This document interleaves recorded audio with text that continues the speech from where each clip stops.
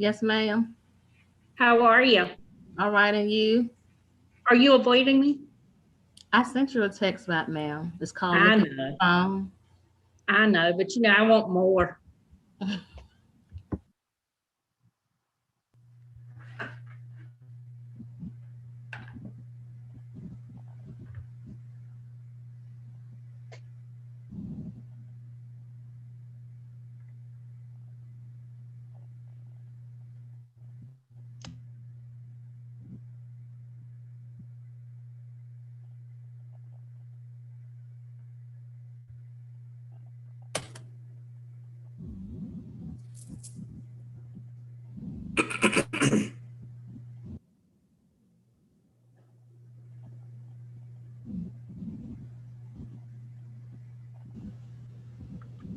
Hi, everyone.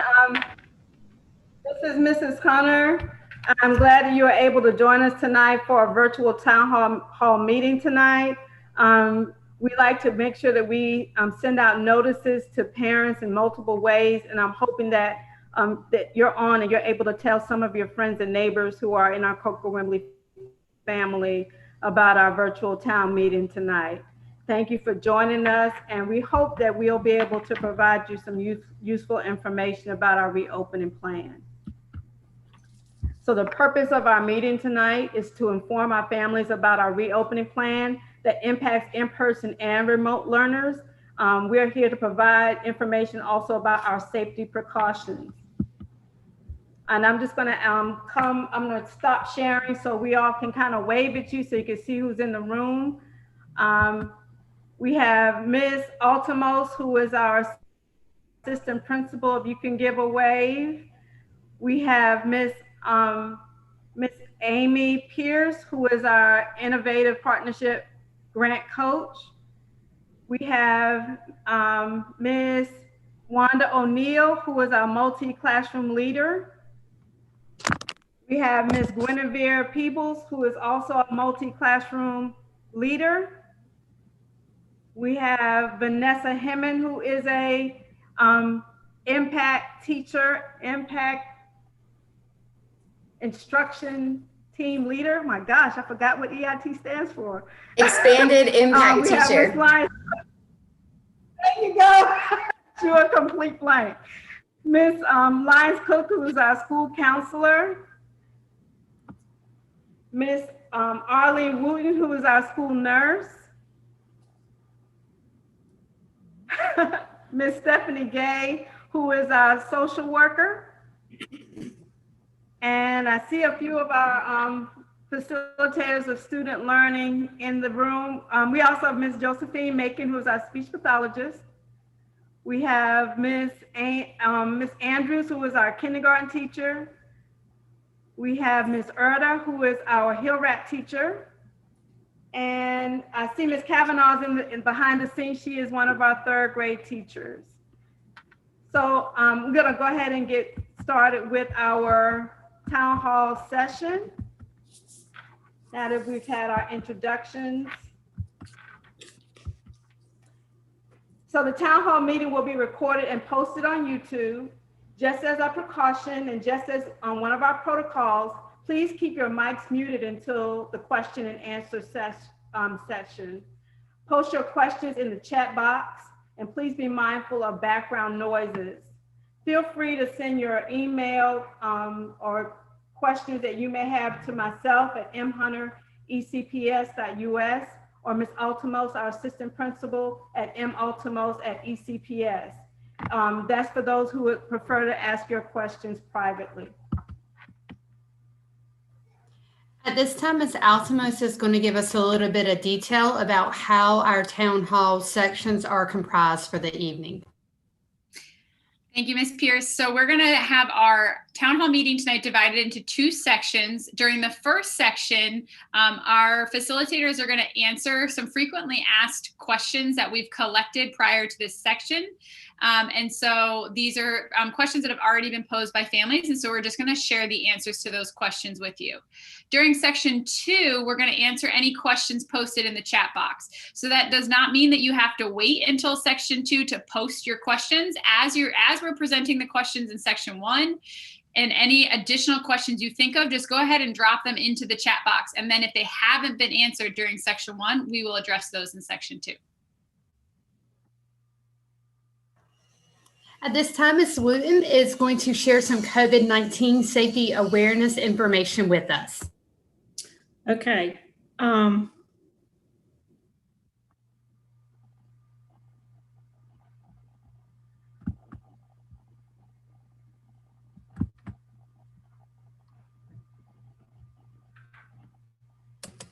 Can you hear me? Yes, ma'am. Okay, I'm sorry. So washing hands is a big factor in the spread of COVID-19. Using soap and water is best, but if water and soap's not available, hand sanitizer that contains at least 60% alcohol is good also. All right. Wearing a mask.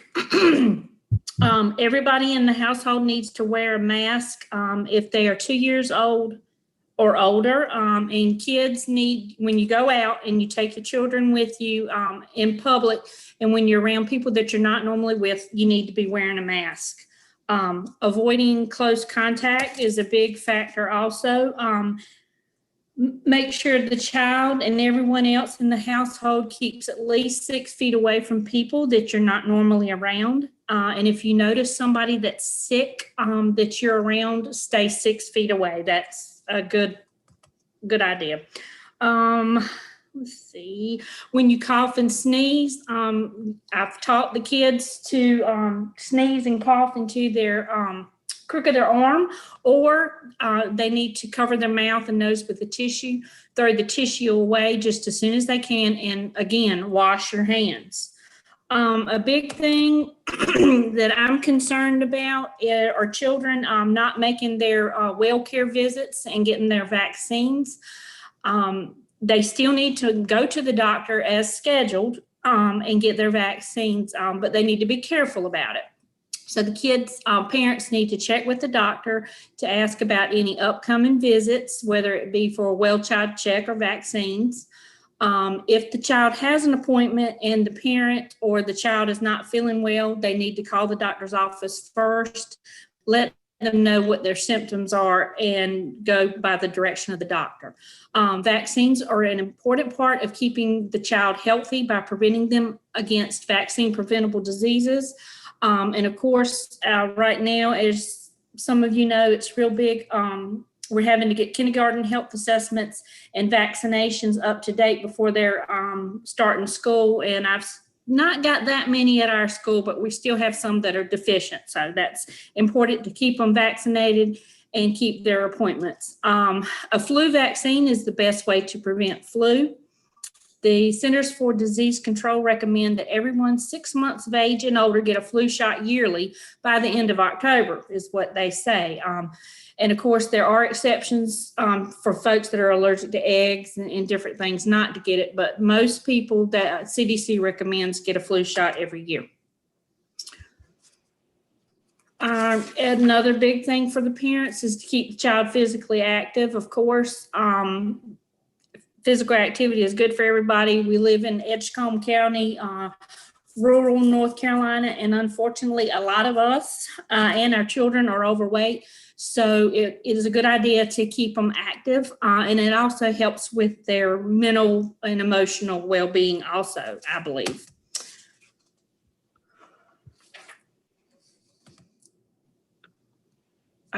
Okay, so a big thing about, it's hard to tell about flu and COVID. They're have very similar symptoms. They're both contagious respiratory illnesses.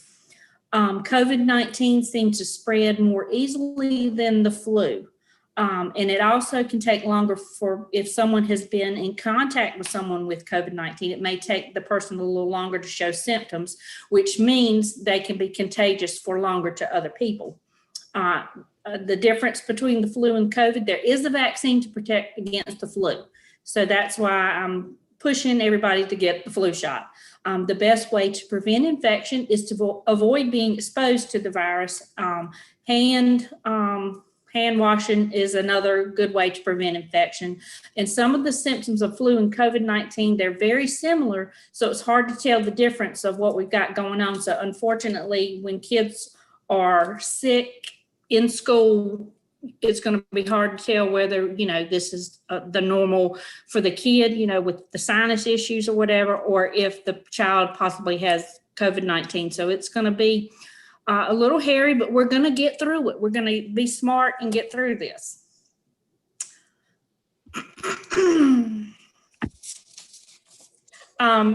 Personal protective equipment. We discussed that. I think it was Monday. Standard precautions are the basic level of infection control that should be used to reduce the risk of transmission of illness. That means your gloves and hand washing. PPE, whether or not to use it, must be worn by school staff, and what they wear should be based upon what they're going to be doing. If you're going to be in with a child that is getting an inhaler, it's a good idea to have your face shield because you're going to be given that inhaler, and secretions may be spread, with that inhaler a little bit, and you don't want to be being exposed. So what I'm saying is what you're doing has to do with what you wear. The possible risk of exposure to infectious bodily fluids.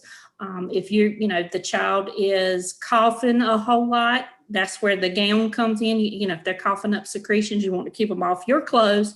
And also how much PPE you wear depends on your health and the child's health. Our cloth face coverings that we're all wearing, which are a good thing, but they're not considered PPE. Masks.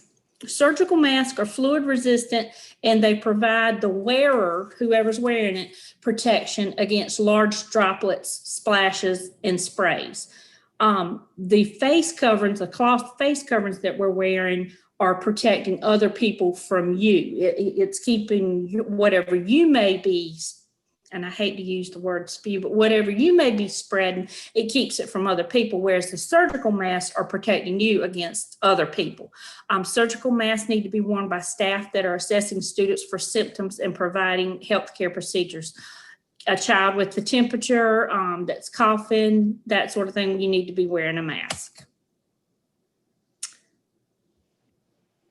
Face shields, their eye protection must be worn if there's a reasonable chance that a splash or spray of blood or bodily fluids can occur to the eyes, mouth, and nose, because your eyes, your mouth, and your nose all have mucous membranes, which this can be transferred through. Eye protection should be removed and cleaned if it becomes visibly dirty or difficult to see through. Gloves. Gloves need to be worn when there's a reasonable expectation that the provider may come in contact with blood, body fluids, non-intact skin, which I've got here, mucous membranes, and contaminated items. Hand washing must be performed before and after the use of gloves. Gloves are great, but hand washing is key. Gowns are needed when there's a reasonable expectation that saliva or other bodily fluids may come in contact with a staff member's clothing. If you get coughed on and you don't realize it, or you just get coughed on, you're very apt to be taking that home on your clothes. So it's a good idea, as soon as you come home from school these days, to go ahead and change your clothes. Take a shower, change your clothes. Reuse of disposable gowns is discouraged due to the high likelihood of contamination when removing and putting on a used gown. So once you put on a gown and use it, go ahead and throw it away when you're done, and you just have to use another.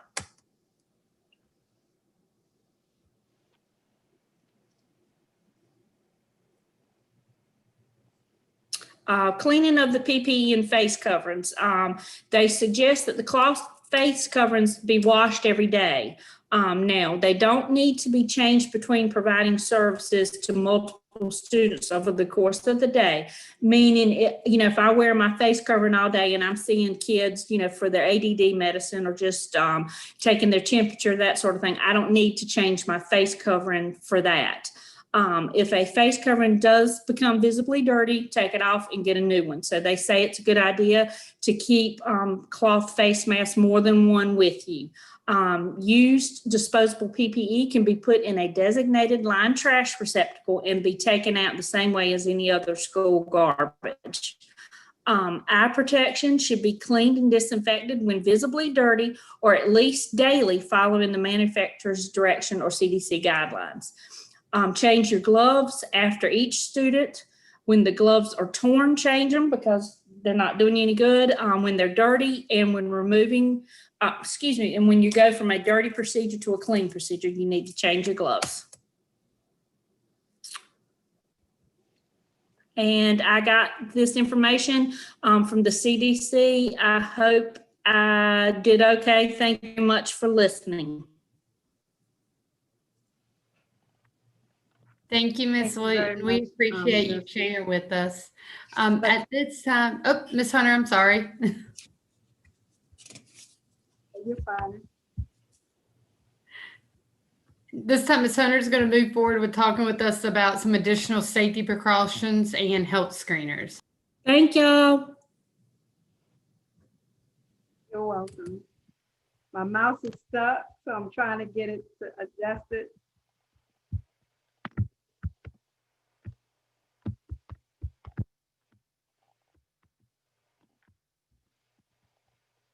So I may have to get somebody to take over if I can stop sharing.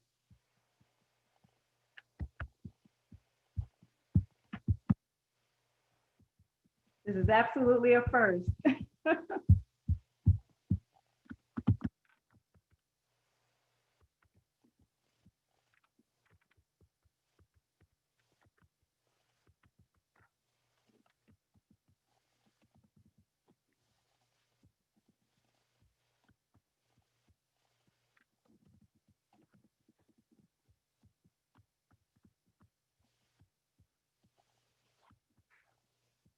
I'm going to ask one of my co-hosts that they would drop the link in the chat for me. And I'm going to come out and try to get out of this particular screen.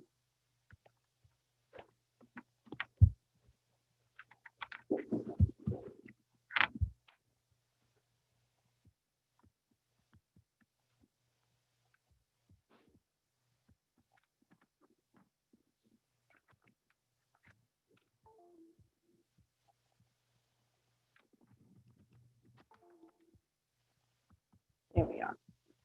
Okay. Sorry about that delay, you all. Technology is a wonderful thing when it works. Okay. All right. So we thank Nurse Wooten for going over those procedures with us. Just a reminder to remember the 3 W's. Wear your face covering to make sure it covers your nose and mouth. Wait at least 6 feet apart from someone in front of you and avoid close contact. And wash your hands and use hand sanitizer. This is our health screening process. And this kind of shows the flow of, a flow chart of what to expect when we're trying to screen anyone coming to the building for COVID-19. So scholars or parents may proceed to school if there are no flags. If there's been exposure, that means if someone has been in close contact with someone who has known to have been exposed to COVID-19, but that's not showing any symptoms, we ask that they not come to school for that day and remain home for 14 days since the exposure to that individual. If a person has a diagnosis but does not have symptoms, scholars or that individual may not come to school. They must stay home for 10 days since the first positive COVID test. So that means once you find out that you have been, a person has been tested positive, they must stay home for 10 days after the positive test result. If there's at least one symptom present, that means if a person has a fever, chills, shortness of breath, a new cough, or a new loss of taste and smell. And one of our staff members brought this up. If we have a scholar that, let's say, has an allergy and cough or sneeze, if this is something that is common for that individual, that's not considered a new symptom. It's only a new symptom if these are symptoms that the student or the adult did not have before. If they have one of these symptoms, they cannot go to school that day. They must, we recommend that the person remain away for at least 24 hours without having any symptoms and without using any fever reducing medication. If after they've had a test and a rapid test and it is negative, then and with no fever, no other symptoms, and they're feeling well after 24 hours, then they can come back to school. If it's negative, they may stay home until a fever has been reduced without any fever medication. And last, if a confirmed diagnosis other than COVID-19, such as a virus or ear infection, please follow the regular typical school illness policy.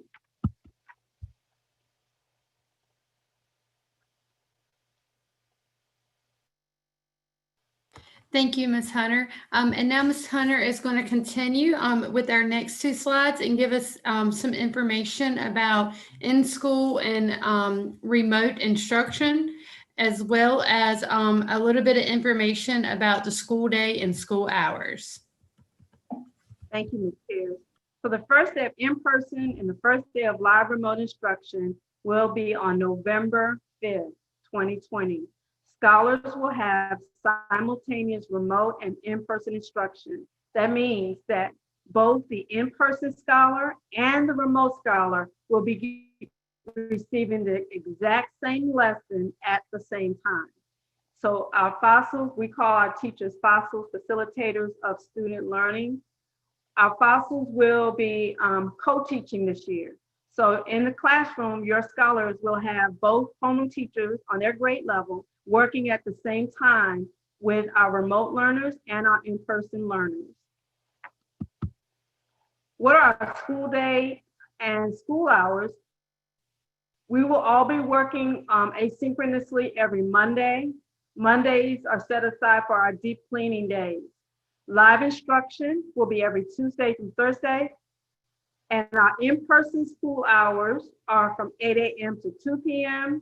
And our remote school hours are 11 a.m. to 11:45 p.m. for our K-4 scholars and 8 a.m. to 12:40 for our fifth graders.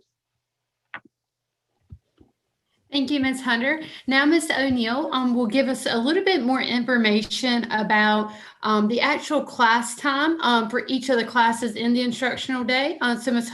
O'Neill, if you will lead us through our next two slides. I sure will. Thank you so much, Ms. Pierce. So how long will each class be for in-person instruction? We will continue to have 20 minutes of team time. 30 minutes of team time every day, each day from 8 to 8:30. All encore classes, Lord, y'all, forgive me. All core classes will be 1 hour reading, math, and fifth grade science. And we will also be offering intervention and enrichment sessions that will be conducted for both in-person and remote learners. So here's a look at our schedule for our in-person sessions. You'll notice that we have two separate schedules, one for K-4 and then one for fifth grade. And that is because our fifth grade teachers will be also teaching the science curriculum, and the K-4 will be integrating that instruction into the ELA and math. So if we look at our K-4 schedule, from 8 to 8:30, we will have team time. From 9:30 to 9:35, we will have English language arts or reading. From 9:35 to 10:05, they will have intervention and enrichment, which is our IE. From 10:05 to 11:10, they'll have math class. Then from 11:10 to 11:45, they will have another IE block. 11:45 to 12:30 will be time for them to go to the restrooms and have lunch. 12:30 to 1 o'clock, they will have recess. And then from 1 to 2, they will have encore classes, and then they will be dismissed at 2 o'clock. For our fifth graders, their schedule is a little bit different. From 8 to 8:30, we will have team time. From 8:30 to 9:30, they will have English language arts or reading. From 9:30 to 10:30, they will have math. 10:30 to 11:30 will be their science block. 11:30 to 12:15, they will have IE or enrichment and intervention. And 12:15 to 12:45, they will have lunch and recess. And then 12:45 to 2 o'clock, they will have encore. And then, as we said earlier, all students will be dismissed from school at 2 o'clock. Thank you, Ms. O'Neill. Thank you. At this time, we are going to turn it over to Ms. Lyons Cook to talk to us about attendance.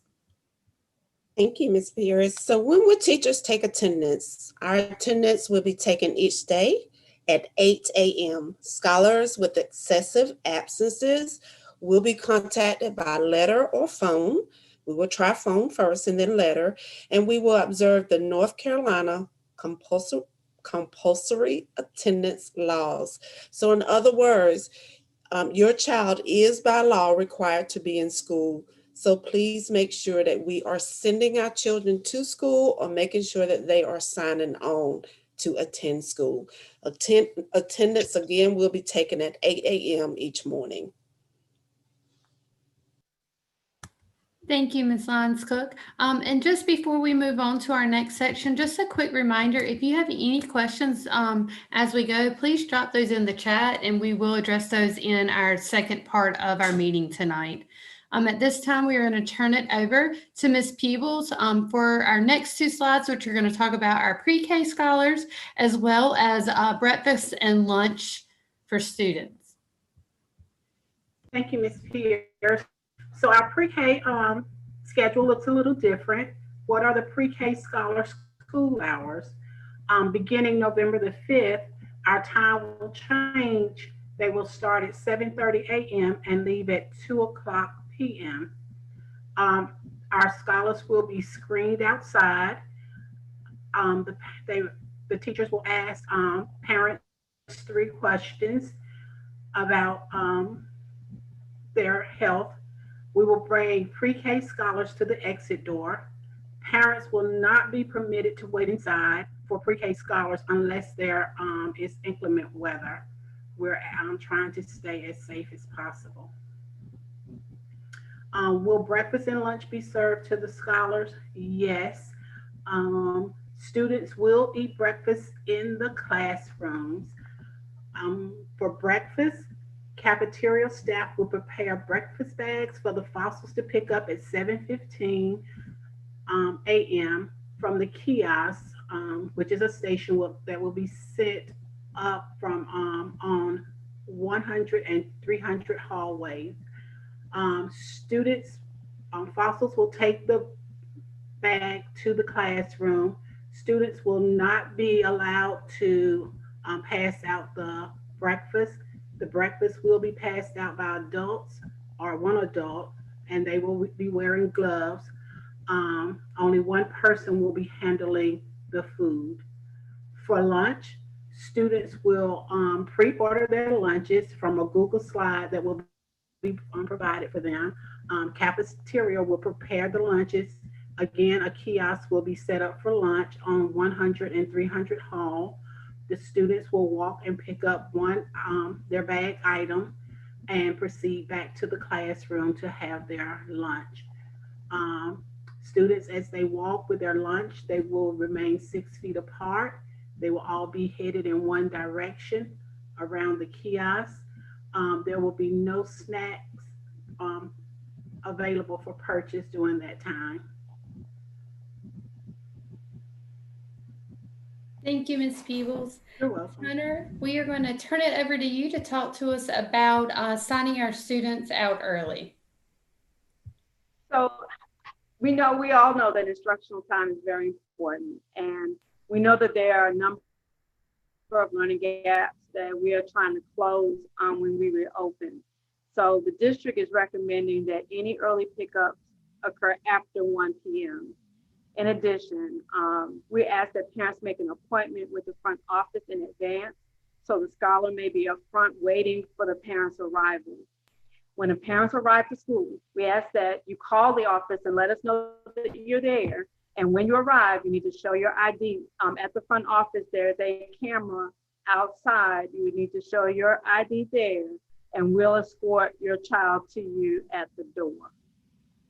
This is very similar to how they're running doctors' offices now. So this way we are limiting the number of people in and out of our building. Thank you, Ms. Hunter. Ms. Lyons Cook, if you can talk to us about face coverings.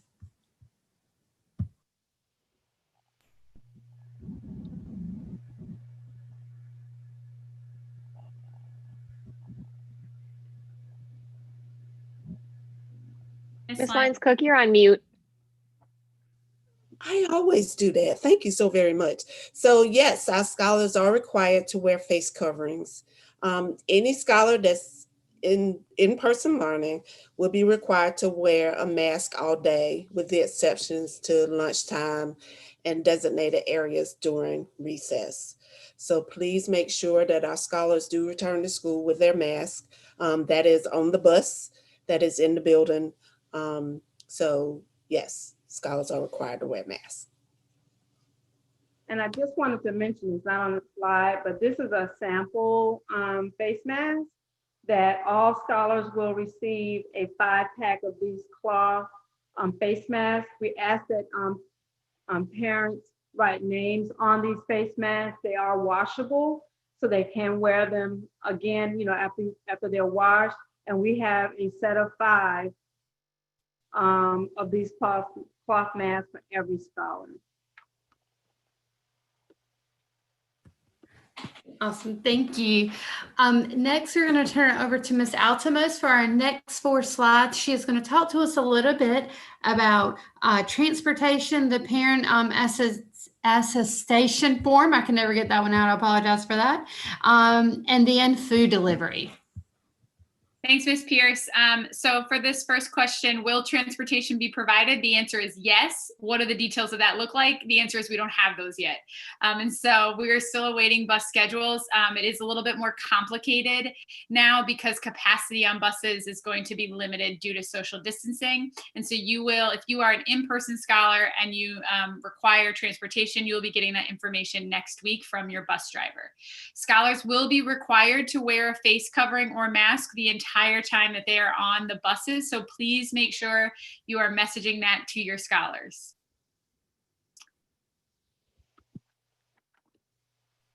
In addition, the bus drivers are going to have a form for parents to turn in every day that states that scholars are entering the bus. States that when scholars enter the bus, they do not have any symptoms of COVID-19, nor have they been around anyone with symptoms. And so scholars will get a little card the parents will fill out that'll say like, yep, my scholar is good to go to come to school today.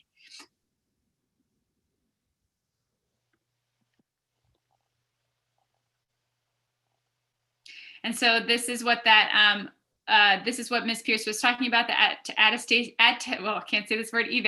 attestation form, similar to this one that is attesting to their COVID-19 and lack of COVID-19 symptoms.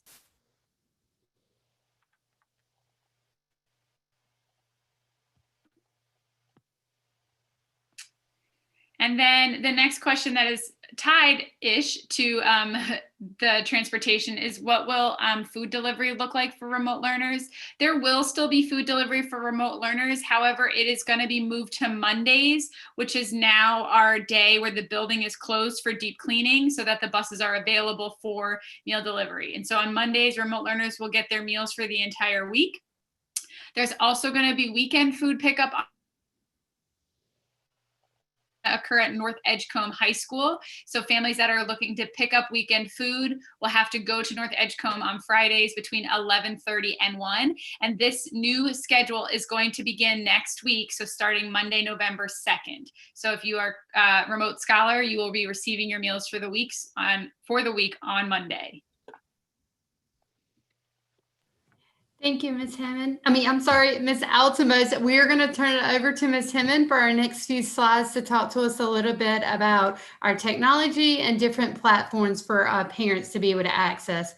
Also, there are a few questions popping up in the chat, and I will be populating those for our part 2 of the section. So we will respond to your questions. Thank you, Ms. Pierce. So will scholars get to keep their laptops at home? For scholars that are returning to in-person instruction, they will need to bring their device and their chargers back to the building, and they will remain on campus from that point on.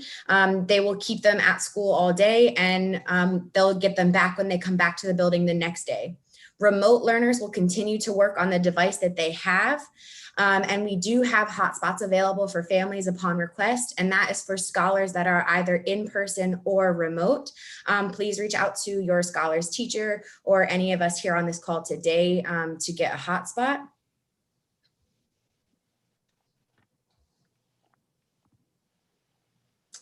So will scholars still have access to Clever and their iReady lessons? The answer is yes. Students that are returning in the building, they will have access to their devices at school. And so they'll log in as normal at school. For those that are staying remote, they will also be able to log into Clever and iReady as well during the afternoon sessions. So to get access to Clever, students open up their Google Chrome tab, and they can type in the search bar clever.com. On our student Chromebooks, there's also a shortcut tab that's indicated by a blue box with the letter C, which will bring you to the Scholars homepage. To log into Clever, students can use their ID badges, which were sent home at orientation. If you need a new Clever ID badge, please reach out to your Scholars teacher. They can get you a new one. Or alternatively, you can click on the log in with Google button and students can sign in with their school email and password. Just a reminder, the school email is the first letter of your first name, followed by the first 4 letters of your last name, followed by the last 4 digits of your student ID number at students@ecps.us. Again, if you need that information again, your teachers, your FOSSLs are more than happy to provide that information for you. In the next few slides, there's just some images of what this will look like. So the top image is the Google Chrome button at the bottom of the screen. The blue box with the C, that's what the shortcut icon will look like. And students can either click on the log in with Google, which is highlighted in red, or they can click on the Clever badge to scan their ID badge. So the same process that students are currently using to log into their virtual classrooms right now.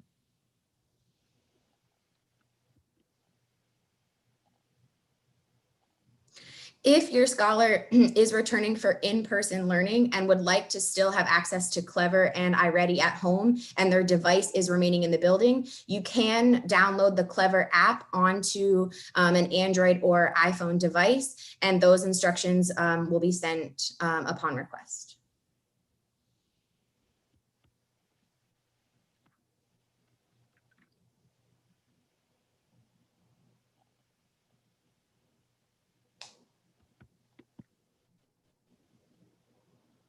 Thank you, Ms. Timmon. At this time, we are going to turn it over to Ms. Hunter to give information to parents if for some reason they decide to change their decision from remote to in-person or in-person to remote. Okay, thank you, Ms. Pierce and Ms. Hammond. Let's say you decide that after November 5th, you want to change from the in-person environment to virtual. This can be done. The district will be providing more guidance on the process to make that switch. It would involve getting a laptop to you and making sure that we provide you with enough time to make that switch. In addition, if you're switching from virtual to in-person, same process applies. We want to make sure that the scholar has a device that they need to use when they're in a in-person space. So we need to make sure that the scholar has a device for that. Also, if a scholar is going from a remote to in-person and needs to ride a bus, that process can take up to 10 days to route that child on the bus. So just be mindful if you're making that switch from virtual to in-person and need transportation, it may not be automatic. There may be a waiting period so we can make sure that we have space on the bus for your scholar.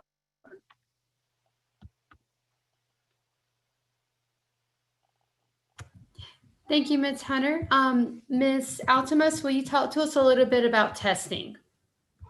Yes, so there will still be standardized testing this year, starting with third grade scholars needing to take the beginning of grade assessment within the first 20 days of returning for in-person learning. That does mean that both in-person and virtual learners, remote scholars, will have to take the BOG assessment. If you are a third grade scholar and you are coming in person, your teachers will give you much more detail of that when you get to campus. If you are a remote learner, your teachers shall be calling you by the end of this week to ask you a couple questions about this to get that set up. And the reason we are getting started with this right away is because standardized testing is scheduled to take place at the end of this school year. And so the beginning of grade test is something that's normally done in August. And so it's now starting once students return to campus. And so if there are any changes to the state mandate, we will let you know as we learn the information. But as it stands, testing this year, which means we're starting everything as soon as we return to the building. Thank you, Ms. Altomos, for that information. So what if your child gets sick at school? There are a set of protocols that are the school that we are to follow. And the first step is that we do have a designated room identified for any scholar who becomes ill at school with those, especially those COVID-like symptoms. And so what will happen is we will escort your scholar to this room and they will be isolated in that space until a parent is notified and picks up the scholar. And then at that point, we will talk with the parent about the required CDC COVID-19 protocols based on the symptom the scholar is showing and guidance from those protocols about what the next steps would have to be before returning to school. Now, Ms. Lonscook, I'm going to turn it over to you to talk to us a little bit about dress code policy.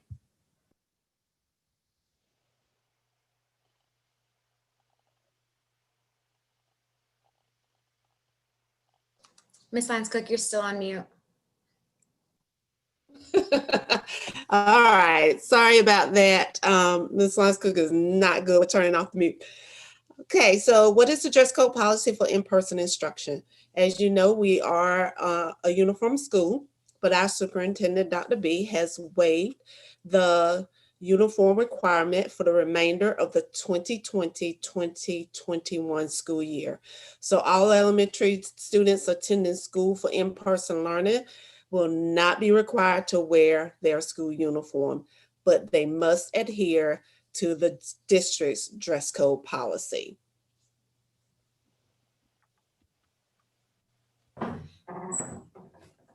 Thank you, Ms. Lonscook. And now Ms. Lonscook is going to continue by giving us a little bit of information about how to access your scholars' grades. Okay, and you may want to access your scholars' grades. You can do that. So parents have access to the grades through PowerSchool. You will be given a unique login that's just for you. And you can download the app for PowerSchool. We are including a sample letter in the PowerPoint. Ms. Hunter, can you? Just dropped it in the chat. Okay. Thank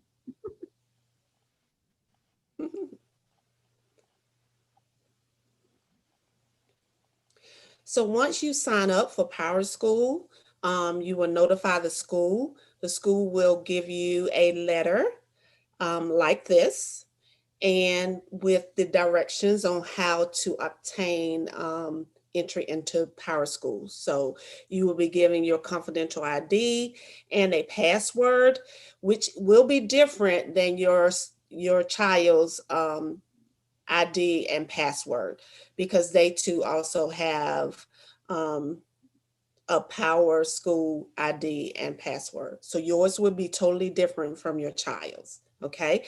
And you can't, your child's information and your information will be different. So if you are interested, please notify the office, ask for Ms. White, and Ms. White can assist you with that. Thank you. Now we're going to turn it over to Ms. O'Neill to give us a little bit of information about how you can be up to date on school events and additional information. Thank you, Ms. Pierce. We desperately want to keep you updated on all of the things that are going on at Coker-Wimberley and throughout the district with our scholars. So it's important that we have current information on file. So please make sure that we have your current contact information. And if we do not, there is a form here included where you can update that. We also send out weekly telephone calls. Ms. Hunter does a connected call every Sunday night at 7 p.m. that will let the parents know about all the events that are planned for the upcoming week. So if you're not receiving these calls, then there's a good possibility that the information that we currently have on file is not current information. So it's extremely important that you go into this form and that you update that information so that we have your current information so we can keep you updated and informed about what's happening throughout the district and at Coker-Wimberley. Thank you for that information, Ms. O'Neill. And I have dropped the link to that form in the chat, so you can open the chat to get access to that form. At this time, we are ending our section 1 of our session tonight, and we are going to move on to session 2, which is our second part of Q&A. We do have 5 questions so far from the chat that I've dropped in there, so I'll turn it over to Ms. Hunter to lead this section for us. Thank you, Amy. Thank you, Ms. Pierce. I'm going to share my screen again. I needed to grab those questions.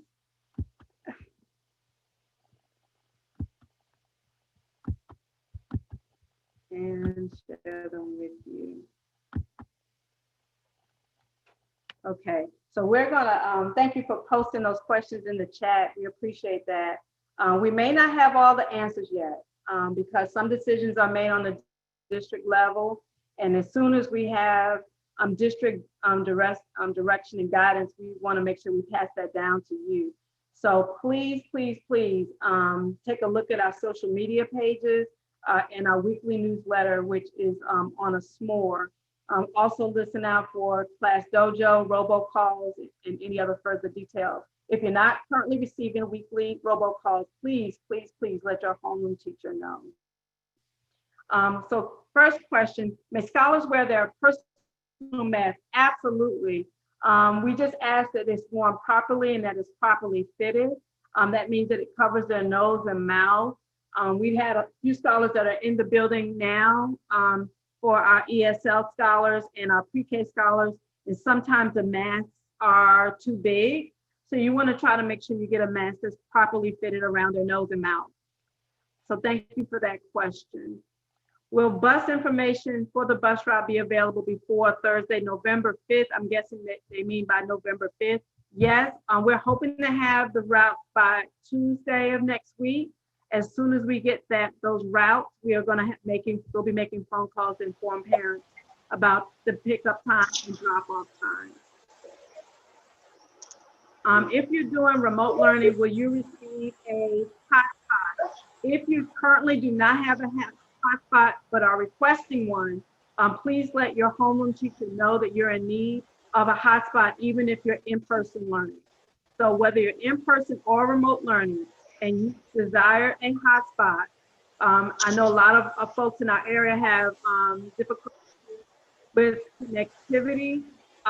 Please inform your home teacher that you're in need of one, and we'll assign one to you.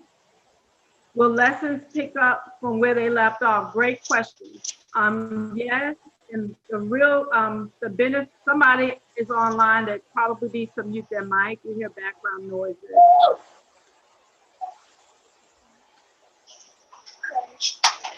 Will we pick up where we left off? Yes, we will do our best to pick up where we left off. We also want to go over some procedures so our in-person learners and our remote learners are able to both coexist. So that means that our fossils will be setting up some protocols and procedures for both learners. So instruction will be going on, but we'll also be going over procedures with everyone. If you have not picked up your report card, can they be picked up Friday before Candy Crush? All report cards were mailed. So if you did not receive it in the mail as of yet, the next slide will have my email address. Please let us know. We sent report cards out and awards to any parent that did not pick them up on the 20th. They were mailed on Friday of last week. And if you still don't have it, please send us an email and let us know. We may have the wrong address for you. Thank you, And Ms. that Hunter. was all the questions we had. Ms. Hunter, we've had two additional questions that have come in since we started our Q&A. The first question was, what is the plans for tomorrow? Will they be starting at 8 or 8:30? And I wanted to clarify this. I did answer that privately, but also just wanted to make sure there was no confusion for any other families on the call. We will be asynchronous tomorrow. The schedule shared today will pick up next Thursday. So we are asynchronous until next Thursday. So make sure your scholar is checking either or their Google Classroom platform and or their virtual classroom link through Clever for their asynchronous assignments over the next few days. Anything else on that, Ms. Hunter, you'd like to speak to before I go to the next question? No, that was perfect. And remember that asynchronous learning does not mean that learning is stopped. All scholars should have an assignment for their teachers to last them until Thursday the 5th. And then the last question that has come is, we have one more. The last question is, how many students will be in each class and how will the desks be arranged? So the class sizes vary. We have, I'll give you an example. One of our grade levels were moved to the Learning Commons, so they'll be able to be properly distanced. And each scholar will have a trifold plexiglass that will be in front of them. So we've arranged all the class. I can't give you an exact number for each class size. I can say that the largest group of scholars was in first grade, and we've moved them to the Learning Commons so we can have appropriate distancing. We do have a couple of grade levels that have very few scholars that are coming in person. The majority of their scholars will be working remotely. So, but we are following the CDC guidelines about spacing scholars, and we're using every precaution that we can, including frequent hand washing and 6 feet of separation when they're in the halls. We're doing everything we can to make sure the scholars are safe during this process.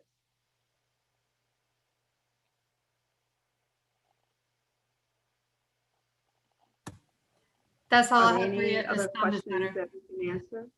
Yep, that's it so far. Okay, awesome. Excuse me, Ms. Hunter, the second part of the I question. wanted to I'm sorry, Ms. Hunter, there was a part 2 to that question. How will the desks be arranged? I'm sorry, thank you. The desk will need to be facing in one direction. So we're doing, not only are we keeping them at the CDC required distance, but in classrooms that scholars will be facing in one direction as well. Thank you for that, Ms. O'Neill. Okay, this is just a little information about Candy Crush on Friday. The PTO is hosting a drive-through Candy Crush at 5 p.m. They'll be prepared to give out goodie bags to our scholars and Pizza Inn vouchers. So please come by and get a little goodie bag for your scholar, as well as we're inviting parents to sign up for our PTO. And on behalf of the entire Coker-Wimberly family, we thank you for attending our virtual town hall. My email and Ms. Altamos's email will also be part of this presentation, and a copy of this presentation will be available in our next Dynamic Dolphin Weekly newsletter. Even during this process, during this presentation, there are some areas that we need to go back and correct. And I'll make a special note of that to make sure that we have the right information out there for you. But until then, feel free to use that email address and contact myself or Ms. Altamos. I'm going to stop sharing. And I want to just personally thank everybody that attended tonight. We appreciate your time. We hope that we answered questions that you had. And if you still have questions and want to reach out to us, we are one family and we'd love to hear from you. Ms. Gay is on the call. We asked her to be present because she is our social worker. I'm sorry I didn't give you I had a slide designated for you, Ms. Gay, when we talked about attendance. But Ms. Gay, if you could just briefly talk about the processes when you get involved regarding attendance. So if I receive a referral from staff members about any attendance concerns that will require me either making a telephone contact to the family, or if the family can't be reached, I often do home visits. And the home visits are done just to see what barriers the family may be experiencing and see why the child is having, an issue with attending school. And also my role is to put resources and services in place for our families. Ms. Gay is an excellent contact person, as well as Ms. Lyons Cook. If there's some things you don't want to share with admin that are private and personal, and you feel like you need to reach out for some resources, they are two great people to get in touch with. So at this time, I don't have anything else claiming our time. Thank you for sharing this hour with us, and I hope you have a wonderful evening. Good night, everybody. You can come off mute to say goodbye. Bye, everybody. Bye. Everybody. Good night, everybody. Bye, everybody. Bye. Bye, everybody. Bye. Goodbye. Good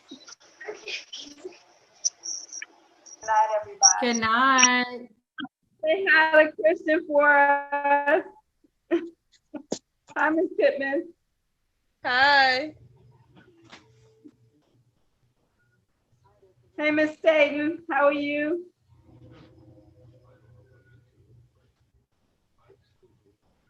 Christian, come here. All right, you all. Y'all have a good night. Thank